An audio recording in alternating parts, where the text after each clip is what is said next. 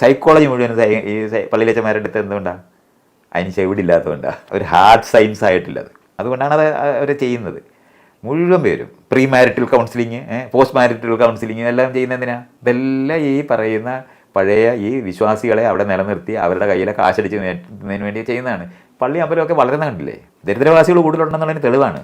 അതേസമയത്ത് യൂറോപ്പിൽ നിങ്ങൾ പോയാലോ, പള്ളി മുഴുവനും ബാറായിക്കൊണ്ടിരിക്കുകയാണ്. അതേ അവന്മാർ തന്നെയാണ് ഇവിടെ വന്ന് ഈ പള്ളി പണിയുന്നതെന്ന് മറക്കരുത്.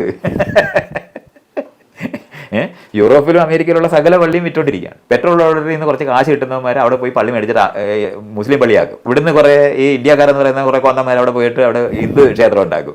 ഇത് മുഴുവൻ ഭയങ്കര തമാശയാണ് നമുക്കിത്. എന്നിട്ട് ഇപ്പോൾ ആ കാനഡ കിടന്ന് തമ്മിലടിക്കുക. നമ്മൾ വെറുതെ ഒന്ന് നോക്കണം. ഇതൊക്കെ കാലിഫോർണിയയിലെ ജാതി വിവേചനം അവർക്ക് അറിഞ്ഞുപോലും കൂടായിരുന്നു. ഇവിടുന്ന് ഉള്ളവന്മാർ മുഴുവൻ ഇന്ത്യക്കാർ മുഴുവൻ അവിടെ ചെന്ന് കഴിഞ്ഞപ്പോൾ ജാതി മുഴുവൻ അവിടെ ഈ വിവേചനം മുഴുവൻ അവിടെ എത്തി. ഇപ്പോൾ അവരവിടെ ക്ലോസ് എഴുതി വയ്ക്കുന്നുണ്ട്, ജാതി വിവേചനം പാടില്ല എന്ന്. നമുക്ക് ആലോചിക്കാൻ പറ്റുമോ? അവരറിഞ്ഞിട്ട് പോലും ഇല്ല. ഇങ്ങനെ എക്സ്പോർട്ട് ചെയ്തിട്ടുള്ള സാധനങ്ങളാണ് ഇതല്ല. നിങ്ങൾ സ്പിരിച്വൽ എന്ന് പറയുന്ന മുഴുവനും മറ്റുള്ള ആൾക്കാരെ നമുക്ക് കീഴ്പ്പെടുത്താനും ഒരു ശക്തിക്ക് മുമ്പിൽ കീഴടങ്ങി മെരുങ്ങി നിങ്ങൾ പറഞ്ഞാൽ അനുസരിപ്പിക്കുന്ന ആൾക്കാരെ ഉണ്ടാക്കുന്നതിനാണ് ഈ മതം ഉണ്ടാക്കിയതെന്നും ഈ വിശ്വാസങ്ങൾ ഉണ്ടാക്കിയതെന്ന് അറിയാം. പണ്ട് കാലത്ത് വിശ്വാസം അതല്ല.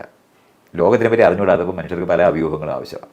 എല്ലാ ഗോത്രവും ദൈവത്തിനെ ഉണ്ടാക്കും, എല്ലാം കുലദൈവങ്ങളും ഉണ്ടാകും. അങ്ങനെ ഉണ്ടാക്കിയിരിക്കുന്ന സാധനങ്ങളെ പോലെ അല്ല ഇപ്പോൾ. ഇത് ഓർഗനൈസ്ഡ് ആയിട്ടുള്ള ലൂട്ടിംഗ് ആണ് ഈ നടക്കുന്നത്. ഈ ആളുകൾ പാവം പിടിച്ച് ആളുകൾ ഒറ്റയ്ക്കാണ് അവരുടെ പ്രശ്നം. നിങ്ങൾ ഒറ്റയ്ക്കൊറ്റയ്ക്കുള്ള പറയും. നിങ്ങൾക്ക് പണ്ട് സ്വർഗത്തിൽ പോകുന്ന കഥ പറയുമായിരുന്നു, ഇപ്പം അത് പറയത്തില്ല.